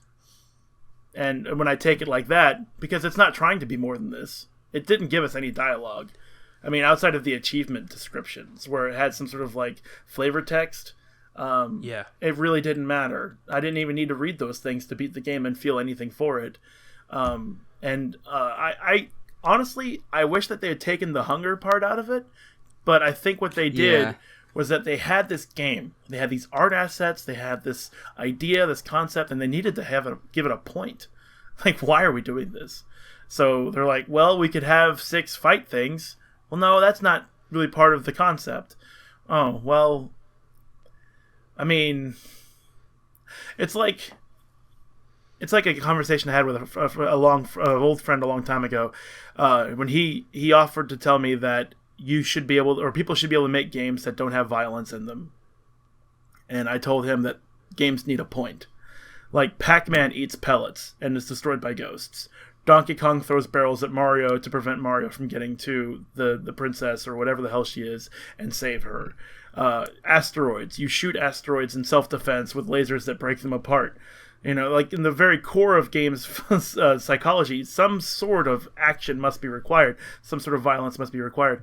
Or else you get things like Proteus, that one first-person game that's just an art game where you walk around and take pictures. I was just about to bring that up. Yeah, I read your things like Dear Esther as well. about. Yeah, I can read your mind. It's an interactive experience. Yeah, I can read your mind. Game. Now, this game might have been better if it stayed an interactive experience. But as it is, they just needed to give it a point. And I figure that they didn't have the strength to give it a strong point, but they still wanted to deliver their product. So I'm really just basing all of this on just my personal experience and conjecture, and also the price point that they offered for the game. You know? Yeah, that makes a lot of sense. You know, they finished doing all of this Little Big Planet stuff, and they set out on their own as a studio, and they go, okay, what concepts have we got? Let's put together some kind of like tech demo that looks really nice. And so they do that, and they go, okay, well, you know, we'll make a couple more levels, we'll, you know, add in this, add in that. And the problem is there was never kind of like, well, again, this is just baseless conjecture, but the feeling I get is there wasn't someone at the very start who said, I have an idea for a story. Yes. It was more kind of like, oh, these are cool elements, this is a cool thing, let's put that in. This is really beautiful design, but it's not really kind of like tied together in any way other than, you know, there's kind of a central theme of kind of like wretches and lowliness. Yeah. So aside from that, you know, it's kind of like disparate elements that get pieced together. And, oh, yeah, we really like Spirited Away, so let's do that. Right. And like we were talking about last week with Jacob's Ladder, Silent Hill really liked Jacob's Ladder, and we don't fault it for that. Yeah. Oh, yeah, and I'm not... Like I said, it might sound that I'm coming off that way. I'm not. It's just... In a game that doesn't really have a point... the problem is, you know, because I mean, Silent Hill is very much it's got a narrative, it's got characters, it's got development, things happen. Okay, in this game, things happen, yes, but there's not even an inclination to try and describe why. Yeah. And so when you're borrowing all of these things and you putting together a very pretty level, but why is this here? What is it doing? All of these questions remain unanswered. You then sort of sit there and go, well, maybe you're just, you know, copying off someone else's sheet in the exam, you know. Yeah, this does feel like a game that was made by level designers, and that's it. Yeah, it's like a really nice, well put together. I'm not even going to say tech demo. It's definitely more than that, but it feels like a kind of a display. Like a mood board. It's like, look, we like these things, we like this thing, we're known for making platformers, so we kind of borrowed those and tweaked it a bit and made it more our own thing. Great, but what is the point? I mean, even with Limbo, the point is for them to go, well, you have to make up the point. It's for you to decide. Fine, okay, that's because the kid never gets a name, the sister never gets a name. You don't get all like, oh, it's the Moor, oh, her name's Six, you know, or whatever. That's the bit that frustrates me, is just that they kind of go, I don't want that to have been some guy who drew a picture of the character and goes, oh yeah, this is Six, a cool character I drew. I want it to be, oh, I've got a really good idea for a story, here's this character called Six. You know what I mean? That's the kind of difference. And it's just a little bit frustrating. I mean, it's to me, it still doesn't... I'm still glad I played it. I'm still happy that I spent the amount of money that I did on it, you know? And that's why it's kind of like a solid 7.5 for me. But if it had been more money, I would have put it down the scale. If it had been more money, but there was also more plot, I probably would have put it up the scale. Yeah. No, I agree. Yeah, well, see, that's... Absolutely agree. You pretty much said this. I was thinking anyway. Yeah. He can also read your mind. That's what I'm thinking. I don't have to be. Like, as a judge in front of a jury of this game, I feel like they did, like, with what they had, they presented it in the most reasonable way possible by giving it a nice price point with low expectations and just a quick visual journey. And that's why I'd be like, yeah, this is what it represented itself as. Now, whoever wrote the thing, was it on the case? And this says world, even the smallest doubt can lead to, and that's stupid. Vessel, both prison and playground. Confront your childhood fears in this dark, whimsical tale. Okay, that. Confront your childhood fears in this dark, whimsical tale. Whoever wrote that needs to be readjusted in what this game actually is, because that has nothing to do with what the game actually is. Unless you're... Yeah, see, are these sixes childhood fears? Because, I mean, I wasn't afraid of, like, you know, a guy with long arms and bandages over his eyes. You would, though, if you saw one. Contorted. Oh, well, yeah, I probably would have shit bigger. myself, but, you know, I was scared of the horrible Oktar of War, let's not forget. That's a very good point. Yeah. Exactly, you're right. It's like, there was never a point as a child I was like, I'm scared of chefs. I was like, chefs are good, they bring food. Yeah, sausages. Oh no, I'm Yeah, they bring me scared. sausages. You know, it has to be a kind of a diseased, obese chef that's kind of like grunting and wheezing. Yeah, don't you fat shame people, little nightmares. Yeah. Anyway, I was going to make a joke that was going to be really bad, so I'm not going to do it. But the thing is, like, I can see why people like this, and I just sort of distance myself from what the game presented so much as to the why it was presented. And you know what? Maybe if I like walked into who made this? Bandai Namco published it, but Tarsier. Tarsier. If I walked into Tarsier's home headquarters and saw like three dudes like furiously working away at this game, and I'd be like, were all these things that we said real, or are you guys just like pulling shit out of your ass? And it's like, oh, we just made all that stuff up. We're working on another game that's exactly the same. I'm like, oh, well then I'm not buying that one. Then I'll move away. Oh, but the main character's called Seven. It's the main Oh, fuck. Dude, I hope they do that. That'd be awesome. If every one other game is just another number ahead, then it's like, what were the first 5 games? And then we start like theory crafting about that. They're releasing DLC for this. I mean, I've paid for the season pass, Yes. so There's a I season thought pass? it would. Yeah. I already thought it launched the first story mode, but when I went on there today, I couldn't see it. Oh, there's one. Have you got it on the Xbox One? Yeah. Yeah, there's one already. It's called the Depths. How do you access it? I have no idea. Oh, chapter selection. Oh, okay. Yes. I went through like literally every menu. I couldn't find it. No, yeah, it's in chapter selection because I saw it yesterday and was like, buy. There's DLC for this, and I looked it up. And I was like, I was hoping that maybe the DLC will kind of do some of the work in explaining some of the things that happened. Sure, you maybe. don't play as 6. Yeah, You so play as 7? You don't play as 6. That's fine. You know, maybe Play we'll as get the some boy. different kind of eyes on the situation as to what's happening. Yeah. Speaking of playing 6, we didn't really touch the ending. I mean, most of what we talked about was the game's mechanics and core and all that kind of stuff, and the reason why the game's ending is disappointing. It actually reminded me of Abe's Odyssey. Anyone here played that? Oh yeah. Ages ago. Yo, yo, yo, yo, yo, yo, yo, yo, yo, yo, yo. That was him meditating or praying. In Abe's Odyssey, it's a much longer, more involved platforming puzzle game. Certainly much stronger game level design than Little Nightmares. But the endings are almost exactly the same.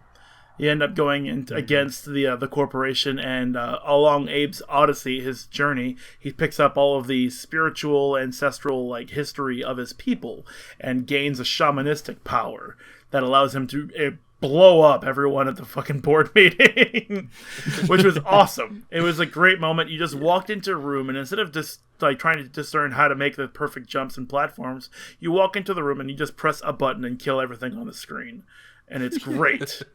This game, Little Nightmares, had something very similar in that as you progress through the game, you eat some bread, then you eat some meat, and then you eat a rat that's trapped in a rat trap, which was heartbreaking. I will say, I did not expect that to happen. I was really sad that it happened. And then you go on, and then like one of those little gnome things offers you a sausage, like Tom mentioned, and you just throw the sausage away and go straight for the blood. I don't know why 6 would do that, but 6 did do that. Yeah. And then after you fight the geisha, which seems to be like the lady mistress of the boat, the feasting boat, the maw, you just show her the mirror a couple of times until she falls over, approach her, and then you eat her. Not entirely, but you definitely eat of her flesh. And at that point, apparently 6 gains this nightmare pepper power where she walks around and like black smoke leaves... Sorry, I don't want to assume 6 is gender. I've been doing that by accident. But Yeah. I think They've left it ambiguous on purpose, but for me, it made sense that she was a she. But, Yeah. you know, that's just me. Yeah, I mean, it could just as easily be a little he. We don't know. So 6 is walking down a red carpet, exiting the boat, and as 6 exits the boat, the smoke moves from 6's body into some of the pigmen who are eating all the food, and they reach out to try to grab 6, but then they die, and then they just die around 6 the entire time, until 6 leaves the boat to a lit front door, and you don't see 6 ever again. Credits roll. Yeah. So that ending was kind of disappointing because you were just sort of built up like, okay, I've got power now. How do I get to use this? You don't. Why did I get this? I don't know. Is that really it? Yes. Unless, well, there is a post-credit sequence which is not worth waiting through all the credits. Well, then don't let us wait, Matt. Tell us. Okay. It shows it's outside in the ocean, and you can see 6 in the distance on what looks like a small island with like a lighthouse type thing.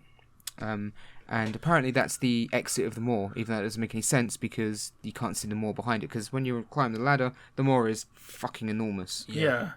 Unless it went underwater, and it's like, it's the exit to the moor, and it stays there. And it says, "Thanks for playing." And you're like, "Okay, cool."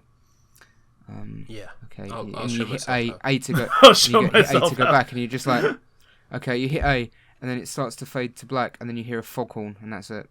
Yeah. I'm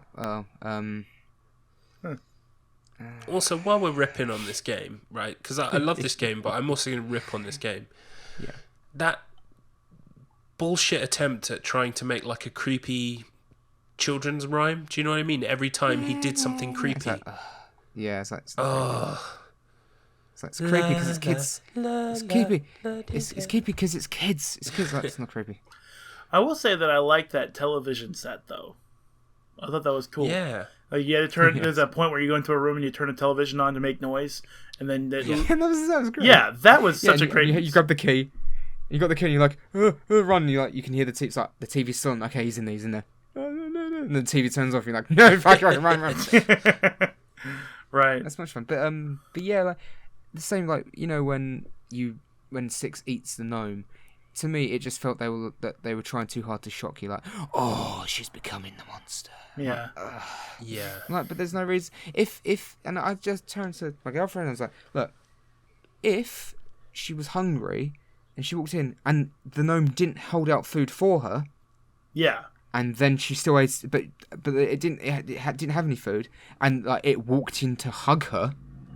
Yeah. And then she ate it. That would be far more that would have been shocking perfect. and oh my god, you'd be like, holy shit. But instead, it's because it's like, well, you're like, oh, man, it's terrible. She killed one of those cute little gnomes, but she was starving. Like, I can't see both. But yeah. Otherwise, it was just like, it offered a sausage, but she ate that instead. Yeah, like, it's also ramifications as well. It's very hard to gauge what the ramifications or the consequences of an action is if you have no investment in the character because either they're doing something you don't like or you're not getting those kind of story details, so you're just confused. Yeah, exactly. You're just kind of going, well, clearly I did something wrong because I ate something that was alive, but no one seems to care, and at the end I've got all these powers, and what the fuck, so what? Yeah, and now I'm going to just sit on an island and wait, and then probably just die. See, now I'm going into pure theory crafting here.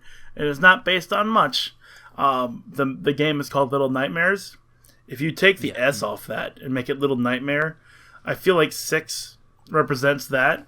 And one of the reasons they want to capture her is because they know I did it. I assumed her gender again. I'm so sorry. When I capture 6 is because they know what 6 can do or it can do or whatever. It could become like it's the Little Nightmare. They keep it hungry.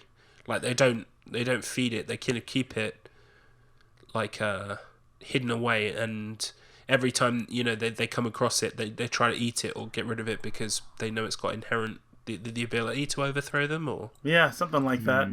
But like I said, it's just pure. Fuck it, why not? Yeah, there's nothing in the game that says that, but there's nothing in the game that says it isn't true. Exactly. And I mean, that explains the bit why 6 would eat one of the gnomes, is because we assume 6 is an innocent little creature that's trying to escape and get freedom. What we don't know is that 6 might actually be something terrible, and it grows into its terribleness over time. Yeah. Yeah, I mean, no, you're right, because that'd be really cool. That's a really cool idea as well. That's the thing. That it's just a bit frustrating. But then at the same time, you go through the game hugging the gnomes when you find them. You can like hug them. Yeah, it's such a weird juxtaposition, isn't it? Yeah. true. I can't remember, but you probably I might be wrong, but I get the sense that you can hug gnomes even after you do that. Can you or not? I don't think so. After you eat the gnome, it moves on into, I think, the last chapter, and there aren't any more gnomes to hug. No, they're just statues. Yeah. All right, fair enough then. At least they're consistent there. Yeah. Yeah. But I don't know. The DLC might shed some light on that. Yeah. It is a shame because I still feel like the game runs out of ideas right at the end. No, I think you're right. Like I Because- said, I'm making shit up to justify it. Yeah. It's just in terms of gameplay, I think, where it's just you're like, okay, right, well, what am I doing now? Like, is this gonna be like really cool? Like, how I have to like hide from it differently, and I'm like, oh, you just run and then you just like hold. Especially that last chapter, it's kind of like hold the run button and just move through rooms essentially. Yeah. Yeah, that bit was very. And then you linear. get caught out by that one time. You've got to run to the foreground, like do a quick right turn, so they catch you, and then next time you just got to turn there. So, big whoop. Yeah, it's weird. Big whoop. It's not the game's fault. I feel like atrociously sick now. I'm reaching the point where I'm just like, fuck it. I hate the game. 0 out of 10. 0 out of 10. Not worth the Shite, plastic man. it's printed on. Fuck this and fuck everything. What was it the irate gamer used to say? And he was like, "Let's face it, gaming is ruined." Gaming is ruined. Let's not face that. That's a dark future we don't actually have to, come to grips with. There's plenty of games. There's plenty of old games that are still worth playing today, that are still fun to watch today. I'm still following up on the VODs from SGDQ 2017, and it's like, yeah, gaming is very much alive. And gamers are like the free market for games, and we will choose what we want, and we will choose what we play and enjoy. And that's how it'll live. That's how it'll always live on. That's beautiful, Chris. You're welcome. Man, I watched it was on my suggested viewing list, but it was from AGDQ 2016, I think. The speedrun for Two Worlds is like under 2 minutes. Wow. Yeah. What the fuck? Yeah, it's pretty ingenious. Two Worlds was supposed to be like the Elder Scrolls Oblivion killer when it came out, and Oh, I remember that. Yeah. Yes. the way you speedrun Two Worlds in under 2 minutes is not because you glitch the game and get to the end and hit the credits, whatever button activates the credits fast. You just started the tutorial, ignore the tutorial, go to the first town. In the first town, just on the outskirts of the wall, is the final end boss bad guy calling you out. He has a lot of hit points and magic powers, so you can't possibly take him, and that's how they designed the game. However, if you throw a fireball at him or shoot him with an arrow, or in other words, aggro him, he'll throw a fireball back at you, but it'll take him some time to cast it. So you shoot him, get his attention, he starts casting, you run next to a villager in the town. The fireball comes to hit you, the explosion hits the villager, the entire town gets really fucking mad and starts to murder that man. This sounds awesome. And then he dies. And then at the end, He's like, oh shit! then it goes to the ending game cutscene where he's like, "You will come to see how I believe soon enough." And your main character is talking to the main character's sister, who you have been traveling with for days and months and weeks or whatever. And she's like, "We've been traveling for a very long time." And then your character says some, like, what? some nonsense, and then the credits roll. It's like, I think it's. I do like the idea that the main villain in a game like that is basically outside the town shaking his ass at you, going, ah, fuck you, dickhead, woo, can't catch me, you can't touch me, bitch. The victory is like a community project. Like, accidentally hits a village and he's like, oh shit, it's just I'm charging. I didn't expect him to mob me, what the hell? Wait, no, I didn't mean to, I'm sorry, ah! Oh, that's funny, that's really, well, I mean, if you're going to do that, just stat it so he can't be killed. Yeah, I know, right? But as I gather, that's Two brilliant. Worlds all over. Oh, terms of probably. like glitches and shit. Probably. I might have to look that up. I will look that up. Yeah, And put it in the incidentally, comments. it is a bit of a dedication, but I do suggest, or recommend rather, the Final Fantasy VII playthrough from this year's SGDQ. It is technically 8 hours long, but even that is insane in how they managed to manipulate the game. And there are very few skips, to be honest. Really? It's, pretty much the only major skip is that they skip going back to Midgar. At the end, they kind of do a glitch that means that they can get straight to the Hojo boss without having to go back into Midgar. Oh, okay. But everything else, every boss battle, they fight every boss, you know? Really? It's Okay. insane. It's Yeah. nuts. And the guys on the couch do a really, really good job of explaining what's happening and also cracking jokes and stuff as well. Is Like, the whole time through, I was not bored once. Yeah. Is Puexil on the couch? Do you know who he is? He might have been, I don't know. I'm not Okay. familiar with the runners, but Okay. Well, he did like an FF9 speedrun like way back, and it was awesome. And I just sort of been keeping an eye out for him because he's part of the community, like Spike Vegeta is, and some of the others. oh yeah. Yeah, so I just kind of keep an eye Yeah, I on know him. Spike Vegeta wasn't there, but he managed to get one of his characters named it. I think it might have been Cloud, actually, that was named Spike Nice. Veggie. Spike Veggie. But yeah, I watched an FF7 speedrun prior to the one that came out this year, and they did a lot of like any percent style glitching through the game. So I was like, I don't need to watch that again. But if they actually fight every boss, then I will watch that. I will nurse that for as long as it can go and check it out. It's very good, and they get like crazy absurd luck as well, because obviously when you're speedrunning it to the world, you get like those weird things that never happen. Yeah. So like they did this, the specific boss against, you're in Rocket Town, and you have to fight Palmer before you steal the plane, the little Bronco, and get shot down. Yeah. And this Palmer boss, they like literally rolled like perfect. It's like rolling, d20s after d20, like perfect luck. And they obliterate the guy. Like the guy said that must be a world record for that fight easily, because the luck was just insane. Everyone was like cheering, and I'm like, yeah, I don't quite understand, but this is awesome. Yeah, like I actually got into the whole GDQ thing by watching a Chrono Trigger speedrun, and it was like, at the time it was like 8, maybe 6 hours long. It was way too long to watch. I was like, I don't know, these people are insane. Why would they fucking play Chrono Trigger to the point where they just like chip off all the rough edges to a perfect run from beginning to end? Why don't they just learn a language or try to like work at a soup kitchen or something meaningful, right? I was getting into that sort of mindset, but then I clicked it and I went halfway through it because I just wanted to see what they did. How did they get to where they were in like 3 hours of the speed run? And then I just sort of like watched, and I just sort of got hypnotized. And I was like, holy shit, they can skip that boss in the future? Oh. Yeah. Oh, wow, that's cool. Yeah. And then I'd be like, no, I'm not finishing this. I don't have 3 hours to kill. But I would just keep going back to it on YouTube whenever I had time to kill, and just like ended up watching the whole damn thing. I was like, that was awesome. Yeah, I watched this one over like 3 sessions, and the guy, the whole time through, he's got like a step count that in his head that he's keeping to, so that they know when they're going to get random encounters and things like that. And like they said, literally every screen of the game, this guy has memorized how to walk across it. Yeah, I mean, that's what I was trying to say. Like, gaming is still alive because we have people like them who are just playing video games. They're just Beautiful, playing them. talented bastards. Yeah, they're not like, oh, I need to get the newest console, new system, new game, or whatever. They're just like, man, I spend months playing FF7, and I'm going to spend more months playing FF7 because that's what I enjoy doing. And to me, that's an inspiration. Yeah. It's like, It's holy beautiful. shit. Yeah, I Anyway, can just... we better close the cast because time is running away with us. No. I'm so tired. That's fine. I'm so tired. I might have work tomorrow. We'll see how I feel in the Light morning. is dimming around Yeah, me. you sound like that you might not have one. Yeah, I'm about to take every drug I can.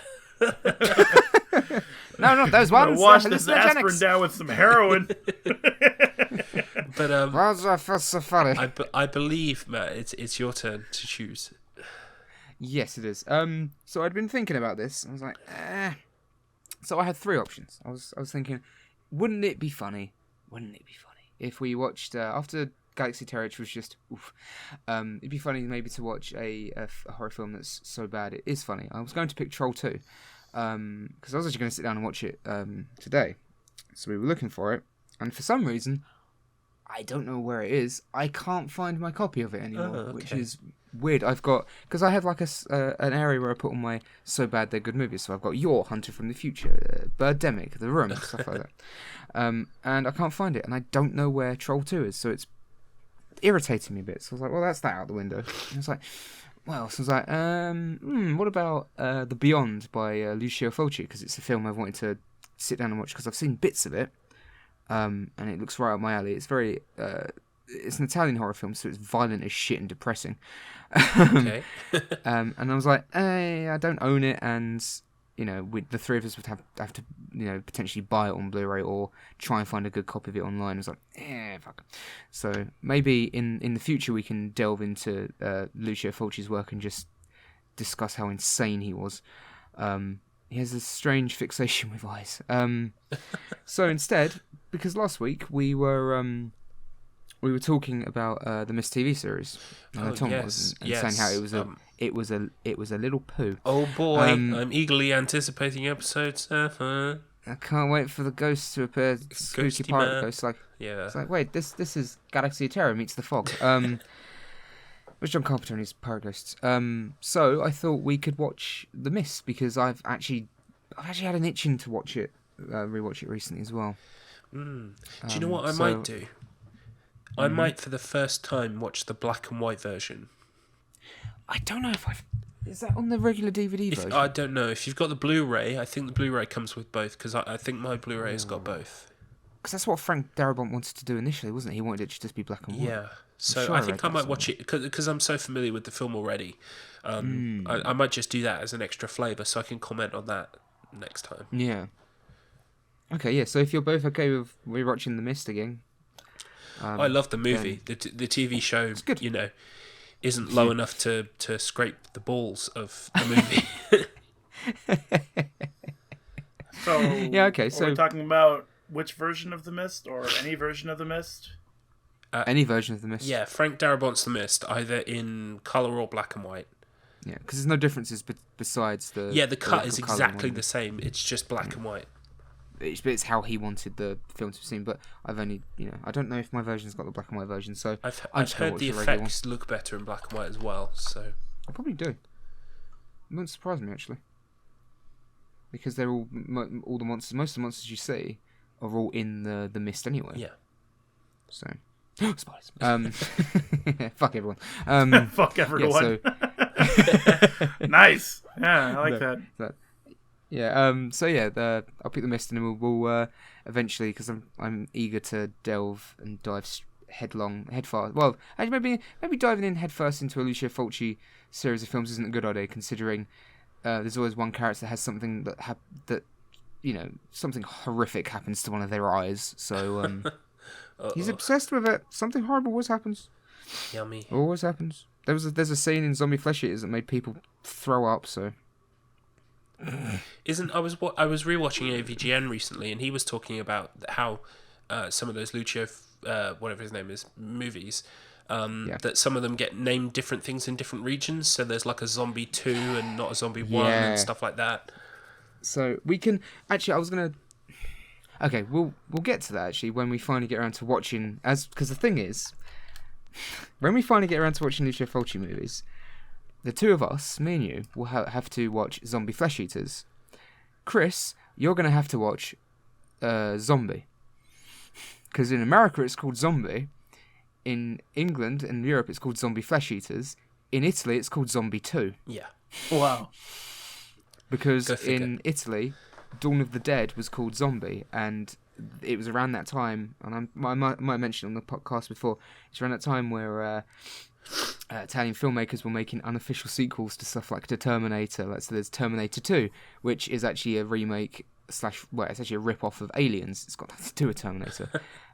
Alien 2 on Earth, again, has nothing to do with Alien. So Zombie 2 was totally a sequel to Dawn of the Dead, honest gov, totally. Oh, it's not. They've all got different names. But I think The Beyond... should be the same when we get to the Beyond and all those films. Although, they all usually have different names. I think it's called like Seven Doors of Hell in some countries, so it's all fucking cringy. Yeah, So it'll take us a few weeks to later. work out the flowcharts. So we'll get to those ones later, and we have to start doing calculations and stuff to get the right versions.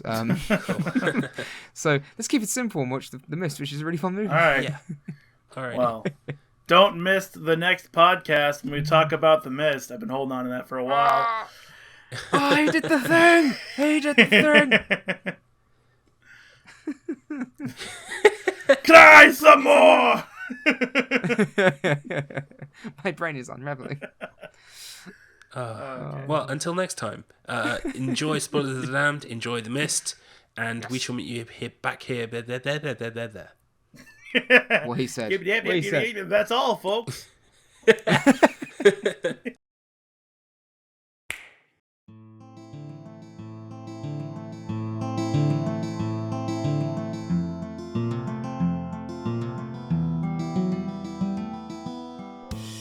This episode of Spoilers of the Damned was hosted by Axton10_61, Madcus Finch, and Garlops.